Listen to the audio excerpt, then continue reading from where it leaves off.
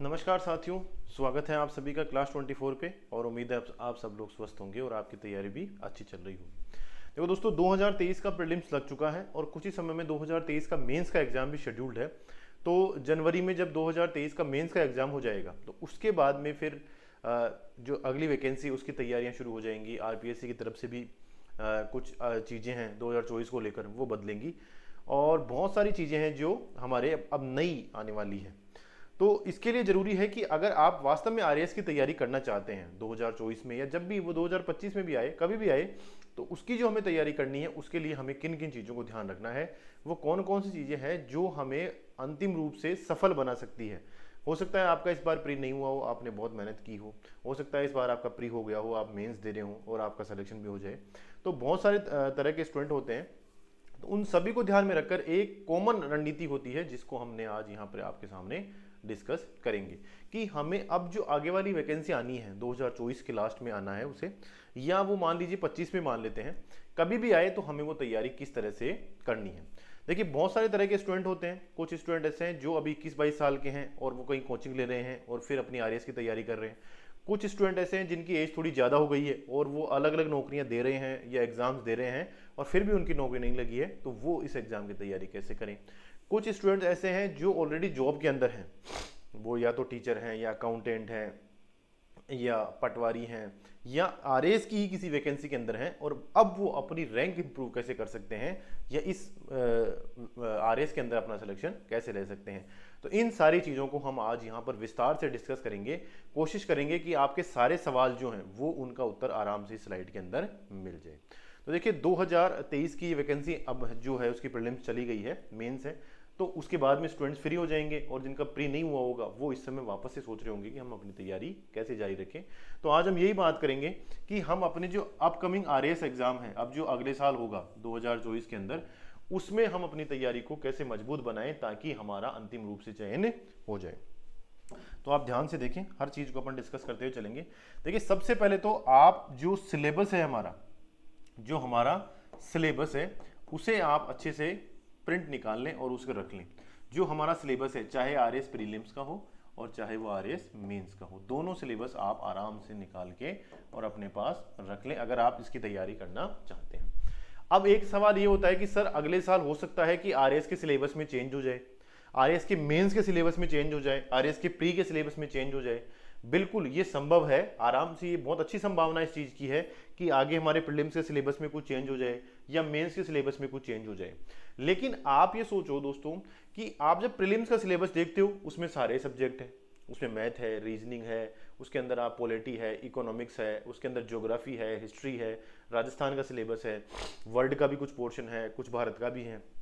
तो उसमें क्या ऐड होगा, आप सोच के देखो एक बार, उसमें क्या ऐड हो सकता है। तो उसमें बहुत कम चेंजेस हो सकते हैं। हो सकता है भूगोल के कुछ टॉपिक एक्स्ट्रा जोड़ दें और इकोनॉमिक्स के कुछ टॉपिक एक्स्ट्रा जोड़ दें, कुछ टॉपिक हटा दें, तो वो बहुत थोड़ा सा चेंज होगा। अगर चेंज होता भी है, प्रीलिम्स की पहली बात तो चेंज होना मुश्किल है, लेकिन अगर अगली वैकेंसी के अंदर सिलेबस में चेंज होता है तो बहुत थोड़ा चेंज होगा और जो ऑलरेडी तैयारी कर रहे हैं वो ही फिर लीड में आ जाएंगे, क्योंकि उनकी तैयारी तो हो चुकी है, जो सिलेबस है ऑलरेडी उसकी तैयारी तो उनकी हो चुकी है, बाकी उन्हें केवल नया ही सिलेबस पढ़ना है, तो वो फिर से आगे रहेंगे।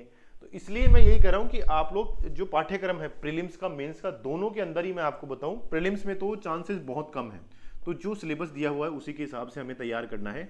मेंस के अंदर हो सकता है कि सिलेबस में कुछ चेंजेस आ जाए। अब देखो, कोई सिलेबस चेंज नहीं होता तो भी हमारे लिए तो चेंज है ही। हमें ज्योग्राफी कुछ नए सिरे से पढ़नी पड़ेगी क्योंकि नए जिलों का गठन हो चुका है। तो जब नेक्स्ट वैकेंसी होगी, जब अगली बार आरएएस का एग्जाम होगा, इस बार तो नए जिलों में से कुछ भी नहीं पूछा, अगली बार तो निश्चित तौर पे आना ही आना है। तो आप लोग अच्छे से तैयारी करें, क्योंकि अगली बार भी जो हमारे पूरी ज्योग्राफी है वो रिवाइज हो जाएगी, उसमें भी हमें अच्छी तरह पढ़ना पड़ेगा। हिस्ट्री है वो भी हमें अच्छी तरह पढ़नी पड़ेगी। तो ज्योग्राफी और हिस्ट्री का बहुत सारा पोर्शन चेंज हो जाएगा इन जिलों के गठन की वजह से, तो हमें बहुत लंबे समय तक तैयारी करनी है। आप ये एक चीज तो ये ध्यान रखो कि हमें लंबे समय तक तैयारी की जरूरत इसलिए है क्योंकि ज्योग्राफी और हिस्ट्री में बहुत सारे फैक्ट बदलेंगे, क्योंकि जिलों का गठन नया हो चुका है और जिलों के जो हमारी ज्योग्राफी है राजस्थान की वो भी लगभग चेंज हो चुकी है, तो उसमें भी हमें ध्यान से पढ़ना पड़ेगा। तो प्री में चेंज होने की संभावना बहुत कम है, लेकिन हमें तैयारी अभी से करनी है। मेंस के अंदर सिलेबस चेंज हो सकता है। फिर भी मैं आपको यही कहूंगा, देखिए सिलेबस जब भी चेंज होता है तो उसमें कोई थोड़ा बहुत चेंज आता है। ऐसा नहीं कि आयोग पूरा का पूरा सिलेबस ए से लेकर जेड तक पूरा ही चेंज कर देगा, ऐसा नहीं है, क्योंकि सब्जेक्ट कहां से लेके आएंगे, सब्जेक्ट तो सारे ऑलरेडी हमारे मेंस के सिलेबस में है। पॉलिटी है, पॉलिटी आती है, वो आएगी आएगी चाहे कितना ही सिलेबस चेंज हो जाए। इसी तरह से इकोनॉमिक्स है, वो आएगी आएगी, ज्योग्राफी आएगी आएगी, हिस्ट्री आएगी आएगी। तो ये 4-5 सब्जेक्ट तो कॉमन सब्जेक्ट होते हैं, तो ये तो आप आराम से तैयार कर लें, अभी से ही तैयार करना शुरू कर दें। तो मेंस के सिलेबस में भी ज्यादा चेंज नहीं होगा और प्री में तो बिल्कुल नए के बराबर चेंज होना है, ये आप मान के चलें। ठीक है, चेंज वैसे ही हो गया जैसे हमारे जिलों का गठन हुआ, तो ज्योग्राफी और हिस्ट्री तो वैसे ही हमारी चेंज हो गई, तो इसके लिए हमें बहुत ज्यादा सोचने की जरूरत नहीं है। तो पहला पॉइंट तो हमें ध्यान रखना है कि इसका सिलेबस हमें बहुत अच्छी तरह पढ़ लेना है। जो आरएस प्री और आरएस मेंस का हमें सिलेबस का पता होना चाहिए कि हमारे ज्योग्राफी मेंस के अंदर किस पेपर के अंदर है, वर्ल्ड ज्योग्राफी किस पेपर में है, इकोनॉमिक्स किस पेपर में है, सोशियोलॉजी किस पेपर में है, खेल योगा किस पेपर के अंदर है। तो इनका हमें अच्छी तरह पता होना चाहिए, उनके टॉपिक्स हमें पता होना चाहिए। तो ये सबसे पहले हमें यही काम करना है कि सिलेबस को हमें आराम से पढ़ लेना है और उसका प्रिंट निकाल लेना है। दूसरा काम है कि अभी क्या करें, तो देखिए अभी जो हमें शुरुआत करनी है वो करनी है हमारे मेंस के सिलेबस से। ठीक है, अगर वास्तव में आप एक सीरियस विद्यार्थी हैं और अगली वैकेंसी के अंदर वास्तव में अपना चयन करना चाहते हैं या आप चाहते हैं कि मेरा सिलेक्शन हो जाए, तो अभी से आप मेंस की तैयारी करना शुरू कर दें। अभी मेंस की आपको तैयारी करनी है, फिर जब हमारा प्रीलिम्स होने को होगा तो उससे 2 महीने पहले, 3 महीने पहले या 4 महीने पहले हम मेंस की तैयारी को छोड़ के पूरी तरह से हम प्रीलिम्स की तैयारी शुरू कर सकते हैं। तो ये तरीका होता है सिलेक्शन का। देखिए इतने लंबे समय से इसमें जुड़े हुए हैं, सिलेक्शन भी हुआ है अंतिम रूप से मेरा भी, और जो इतने साथी हैं जो ऑलरेडी सिलेक्टेड है या जो पढ़ रहे हैं इस बार जिनका अच्छा स्कोर आ रहा है, उन सब में कॉमन बात यही है कि उन्होंने जब वैकेंसी आई तो उससे पहले अपनी मेंस की तैयारी कंप्लीट कर ली थी। उन्होंने वैकेंसी आने से पहले पहले अपनी मेंस की तैयारी कंप्लीट कर ली थी, क्योंकि देखो प्री और मेंस के बीच में आपको लगभग 3 से 3.5 महीने का समय मिलेगा, चाहे आप इस बार देख लो या 2018 तो एक अपवाद था, उससे पहले 21 की आप वैकेंसी देख लो, तो आपको प्री और मेंस के बीच में 3 महीने, 3.5 महीने या मैक्सिमम 4 महीने का टाइम मिलेगा। उसके अंदर आप इतना बड़ा सिलेबस कवर नहीं कर सकते। और स्पेशली जो पेपर 4 है, जो हिंदी और इंग्लिश का है, वो आप बिल्कुल भी 3 या 4 महीने में पूरा नहीं कर सकते हो। वो पेपर 4 आप 3 या 4 महीने में पूरा नहीं कर सकते।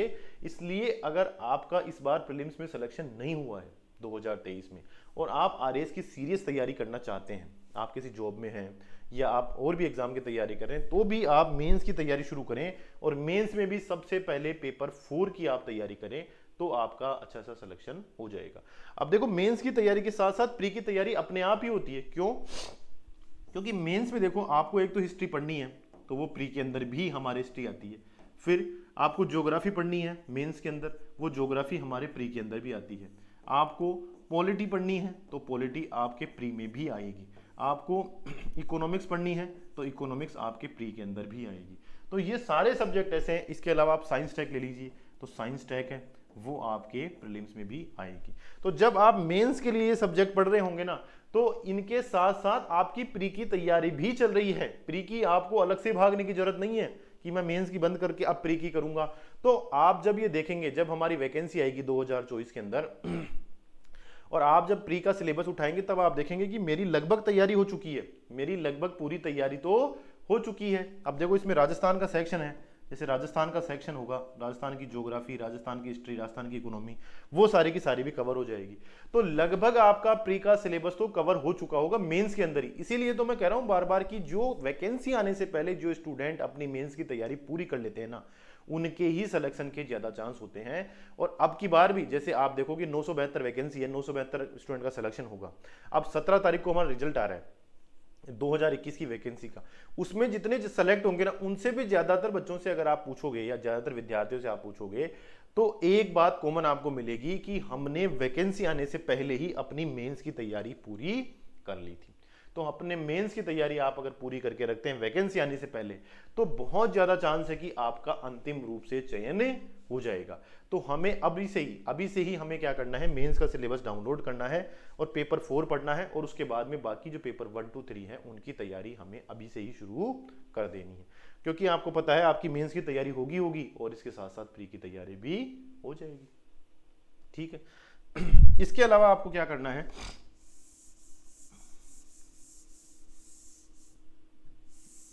अब देखो, इसके साथ साथ मेंस की तैयारी आप कर रहे हैं, इसके साथ साथ आपको मैथ्स और रीजनिंग अभी से ही पढ़नी है। देखो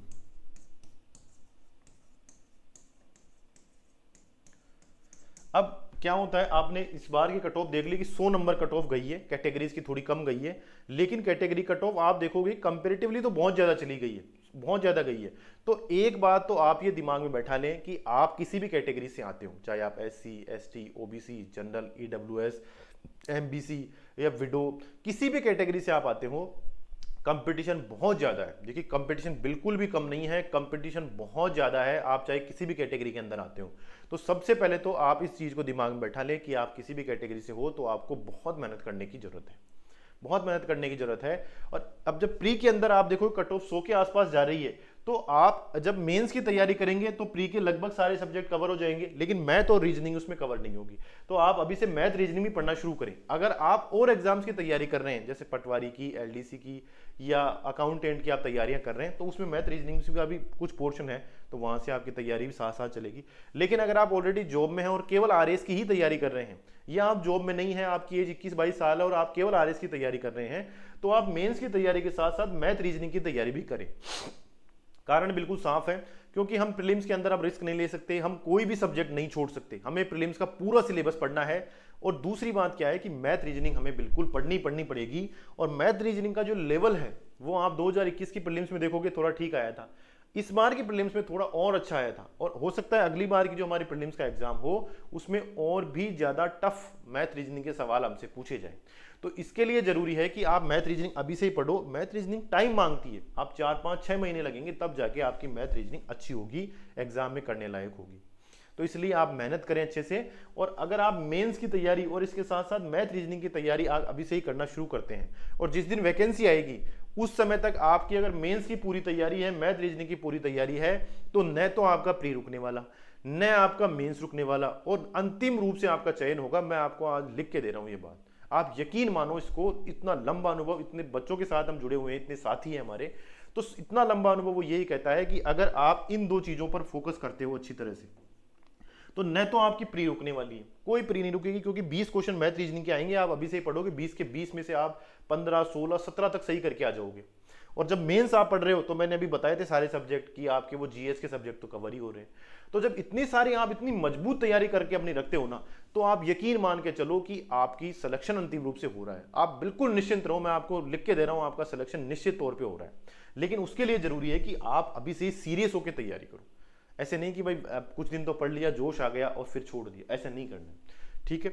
इसके बाद में इस तैयारी को सीरियस बनाए रखने के लिए सबसे ज्यादा जरूरी क्या है कि आप टेस्ट सीरीज ज्वाइन करो। देखिए आपको ये बहुत अजीब लग रहा होगा, आपको ये कहा होगा सर अभी से ही हम क्यों करें इसको ज्वाइन, अभी तो वैकेंसी नहीं आई। देखिए वैकेंसी आने के बाद आपको ज्वाइन करना है तो आप फिर फेल होने की तैयारी कर रहे हो, लेकिन अभी से ही जब हम मेंस की टेस्ट सीरीज, ये टेस्ट सीरीज है मेंस की, ठीक है, मेंस की टेस्ट सीरीज ज्वाइन करें आप। मेंस की टेस्ट सीरीज अगर आप ज्वाइन करेंगे अभी से ही, तो आपकी तैयारी बहुत अच्छी चलेगी। देखिए मेंस की आपको टेस्ट सीरीज ज्वाइन करनी है, जो RS मेंस की टेस्ट सीरीज चल रही है, लगभग सभी कोचिंगों में वो चलती है, पूरे वर्ष भर वहां चलती है, तो आप जरूर उसको ज्वाइन करें। उसको ज्वाइन करने से क्या होगा, आपकी मेंस की तैयारी अच्छी चलती रहेगी, मेंस की तैयारी अपने आप ही अच्छी चलती रहेगी। और टेस्ट सीरीज क्या है, हमारा मूल्यांकन करती है, हमारा मूल्यांकन करेगी कि हम कहाँ स्टैंड कर रहे हैं, और बच्चे कितना पढ़ रहे हैं, हमसे कितना आगे हैं वो बच्चे, हमें कितना पढ़ना है, हमें अपने अंदर कितना सुधार करना है, हमें उत्तरों के अंदर कितना सुधार करना है, किस सब्जेक्ट पे हमें फोकस करना है, किस सब्जेक्ट के किन टॉपिक के ऊपर हमें फोकस करना है। तो ये सारी जो हमारी कमियां है, ये दूर करने का काम करती है टेस्ट सीरीज। तो आप टेस्ट सीरीज, बहुत सारी कोचिंग्स हैं, अब तो लगभग 10-12 कोचिंग्स है राजस्थान के अंदर, जहां पर प्रॉपर अच्छी तरीके से मेन से टेस्ट सीरीज चलाई जा रही है, तो आप वहां जाकर ज्वाइन कर सकते हैं। अगर आप ऑफलाइन कर सकते हैं तो वो तो बहुत अच्छी बात है, ऑफलाइन कर सकते हैं तो बहुत अच्छी बात है, आप ऑफलाइन ही करें। लेकिन अगर आप जॉब कर रहे हैं, या आप मान लीजिए किसी शहरों से थोड़ा दूर रहते हैं, या ऐसे शहर में रह रहे हैं जहां पर किसी भी कोचिंग की ऑफलाइन सेंटर नहीं है, तो मैं आपको कहूंगा आप ऑनलाइन कोचिंग ज्वाइन कर लें, ऑनलाइन टेस्ट सीरीज ज्वाइन कर लें, और उस ऑनलाइन टेस्ट सीरीज में अपने घर पे बैठें और 3 घंटे अच्छे से लिखें और उसे फिर अपलोड करें, ऐसी सुविधा रहती है वहां पे। तो ये टेस्ट सीरीज आप जरूर ज्वाइन करें, भले ही आप ऑनलाइन करें, भले आप ऑफलाइन करें, दोनों ही तरीकों से आपको ये टेस्ट सीरीज ज्वाइन करनी है। ये टेस्ट सीरीज आपकी इस तैयारी को रेगुलर रखेगी, आप इधर उधर नहीं भागोगे, नहीं तो आप पता चले दोस्त की शादी है, आप वहाँ 5 दिन से आ रहे हो वापस, तो 5 दिन आप वहाँ खत्म करके आ गए, अपने वेस्ट करके आ गए, फिर जब वापस आओगे 3-4 दिन दिमाग में वही चलेगा। तो इस तरह के जो आप नुकसान करोगे ना, वो इस टेस्ट सीरीज की वजह से नहीं करोगे, क्योंकि हमें टेस्ट देना है तो हम अपनी तैयारी अच्छी करते हैं। और आप बिल्कुल सीरियस होकर टेस्ट दें अभी से ही। जब आप मेंस के टेस्ट अच्छी तरह से देंगे तो आपकी तैयारी वास्तव में बहुत अच्छी हो जाएगी। अब जो हमारा 5वीं चीज है वो है इंपॉर्टेंट, कि सर अदर जो एग्जाम है वो हमें देने चाहिए या नहीं देने चाहिए। देखिए अदर एग्जाम्स का ऐसे होता है कि जो विद्यार्थी अभी 20-21 की एज के अंदर हैं और आरएस की तैयारी कर रहे हैं, तो उनको तो देखो कोई भी एग्जाम देने की जरूरत नहीं है, वो अपनी तैयारी कंटिन्यू रखें, और जब वैकेंसी आएगी अगली 2024 की, तब तक आप अपनी मेंस की तैयारी कंप्लीट कर लें और मैथ रीजनिंग पढ़ लें। दोनों अगर आप चीज पूरी कर लेते हैं, आपका सिलेक्शन हो जाएगा, आपको भागने की जरूरत नहीं है। इसके अलावा जो ऑलरेडी जॉब के अंदर हैं, जैसे अकाउंटेंट की जॉब पर हैं, पटवारी की जॉब पर हैं, या और किसी भी जॉब पर हैं, तो अगर वो दूसरे एग्जाम्स की तैयारी कर रहे हैं तो ही दें दूसरे एग्जाम, अदरवाइज वो आरएस की तैयारी करें अच्छे से और टेस्ट सीरीज दें अपनी, अननेसेसरी और एग्जामों के अंदर नहीं भागें और अपना अच्छे से वो इसकी तैयारी करते रहें। पर कुछ स्टूडेंट ऐसे हैं जिनकी एज भी ज्यादा हो गई है, जैसे 27-28 साल या 30 साल के आसपास उनकी एज हो गई, जॉब उनकी लगी नहीं है, वो लगातार मेहनत कर रहे हैं, तो उनको ये सलाह है कि आप आरएस की तैयारी तो करें ही करें, इसको नहीं छोड़ना है। इसके अलावा अदर एग्जाम्स भी आप दें, जरूर दें। जैसे और एग्जाम्स होते हैं, जैसे आप अगर आपने बीएड की हुई है तो आप स्कूल टीचर के एग्जाम्स दे सकते हैं, कॉलेज लेक्चरर के एग्जाम दे सकते हैं, अगर आपके नेट के एग्जाम नेट क्वालिफाई हैं आप, तो इस तरह के एग्जाम्स भी आप जरूर दें अगर आपकी एज ज़्यादा हो चुकी है और आपकी अगर जॉब भी नहीं लगी है तो आप ये अदर एग्जाम जरूर दें जो आरपीएससी की, जनरली आरपीएससी की होते हैं। और अगर जो विद्यार्थी ये एग्जाम नहीं दे रहे ना, वो भी ये चीज़ ध्यान रखें कि जो आरपीएससी जो पेपर ले रहा है, चाहे जेईएन का पेपर हो, ये बहुत सारे पेपर लेता है आरपीएससी, टीचर्स के होते हैं, कॉलेज लेक्चरर के, अब जनवरी में कॉलेज लेक्चरर के एग्जाम है, तो जितने भी एग्जाम आरपीएससी ले रहा है उसके जो जीएस के पेपर है ना, वो आप जरूर देखें, उससे आपको अपनी तैयारी का मूल्यांकन हो जाएगा। तो अदर एग्जाम्स में जो आरपीएससी के एग्जाम्स हैं, उन एग्जामों के आप पेपर जरूर देखें। और मैंने बता ही दिया कि अननेसेसरी आपको नहीं भागना है। अगर आपको जॉब की सख्त जरूरत है, आप जॉब में नहीं है, एज भी बहुत ज्यादा हो गई, तो आपको अदर एग्जाम जरूर देने चाहिए, सीरियस होकर देने चाहिए। आरएस की तैयारी भी करें, लेकिन ये एग्जाम जरूर आप दें। अगर आपकी एज 20-21 साल है तो आपको जरूरत नहीं है, ऑलरेडी आप जॉब में हैं और अब आरएस ही बनना चाह रहे हैं, तो आपको अननेसेसरी इन एग्जामों को देने की कोई जरूरत नहीं है। लेकिन फिर भी आपको जो जीएस के पेपर आते हैं आरपीएससी के एग्जाम्स के, अलग अलग एग्जाम्स होते हैं, जैसे टीचर के एग्जाम है, कॉलेज लेक्चरर का एग्जाम है, ईओआरओ का एग्जाम हुआ था, और जितने भी एग्जाम हो, इन सब के अंदर आपको ये पेपर्स आपको जरूर देखने हैं कि आरपीएससी किस ट्रेंड को फॉलो कर रहा है। आरपीएससी फैक्ट्स ज्यादा पूछ रहा है, आरपीएससी एनालिसिस ज्यादा कर रहा है, आरपीएससी नए जिलों के हिसाब से क्वेश्चन पूछना शुरू कर चुका है या नहीं कर चुका है। तो ये सारी चीजें का जो एनालिसिस है वो हमें जरूर करते रहना है, ताकि हम अपनी तैयारी को और भी ज्यादा टारगेटेड कर सके। तो ये 5 बिंदु है, देखिए निश्चित तौर पर आपका सिलेक्शन होगा अगर आप इन चीजों को फॉलो करते हो। कि सबसे पहले तो अपने सिलेबस को आप समझो अच्छी तरह से कि प्री का सिलेबस क्या है और मेंस का सिलेबस क्या है। दूसरा पॉइंट क्या है कि अभी से ही अगर आप मेंस की तैयारी शुरू करते हो और जिस समय वैकेंसी आएगी उस समय तक आप पूरी तरह से मेंस की तैयारी कंप्लीट कर चुके हो, तो आप यकीन मान के चलिए कि मेंस के अंदर आप बहुत आगे आ चुके हो, आपकी बहुत अच्छी तैयारी है और आप बहुत अच्छे नंबर उसमें ला सकते हो। तो मेंस की तैयारी पेपर 4 से आपको शुरू करनी है और उसके बाद पेपर 1, 2, 3 आपको पूरे करने हैं। मैथ और रीजनिंग आपको पढ़नी है अभी से ही, क्योंकि प्रीलिम्स के अंदर उसका बहुत बड़ा हिस्सा है, 20 से 21 सवाल आते हैं और वो बहुत अच्छे सवाल है। आप बिल्कुल उनको सही करके पूरे में से पूरे नंबर उनके ला सकते हैं, और वो थोड़े से टिपिकल होने लग गए हैं अब से, इसलिए आप इसको पढ़ लें। अगर आप ये दोनों चीज करते हैं ना, तो आपका सिलेक्शन श्योर होगा। अगर आप अभी से कर लेते हैं, जिस दिन आपकी वैकेंसी आ रही है आप अपना पूरा सिलेबस कर चुके हैं, मैथ रीजनिंग आप अच्छे से पढ़ चुके हैं, तो आपका सिलेक्शन निश्चित तौर पे होगा। टेस्ट सीरीज और वो मेंस की हमें ज्वाइन करनी है। अगर आप ऑफलाइन कर सकते हैं तो ऑफलाइन करनी है, अदरवाइज हमें ऑनलाइन करनी है। और ये अगर टेस्ट सीरीज हम प्रॉपर देंगे तो निश्चित तौर पर हमारी जो मेंस की तैयारी है वो बहुत अच्छी अपने आप ही हो जाएगी। और अदर एग्जाम्स के लिए मैंने बता दिया कि अगर आप नए स्टूडेंट हैं, 20-21 साल आपकी एज है, तो आप आरएस की तैयारी कर रहे हैं ऑलरेडी, अगर आप कोचिंग में हैं, वहां पे ले रहे हैं, ऑनलाइन क्लास ले रहे हैं, तो आपको अदर एग्जाम देने की जरूरत नहीं है। आप पूरा फोकस आरएस के ऊपर करें और उसके ढंग से आप तैयारी करें। अगर आप ऑलरेडी किसी जॉब के अंदर हैं और आप आरएस की ही तैयारी कर रहे हैं, तो भी आपको अदर एग्जाम्स देने की कोई जरूरत नहीं है, आप आरएस की अच्छी तरह से तैयारी करें। लेकिन ऐसे स्टूडेंट जिनकी थोड़ी एज ज्यादा हो चुकी है, काफी समय से वो बहुत मेहनत कर रहे हैं, लेकिन फिर भी उनका पॉजिटिव रिजल्ट नहीं आ रहा है, तो उनको यही सलाह है कि इसके अलावा भी वो एग्जाम दें।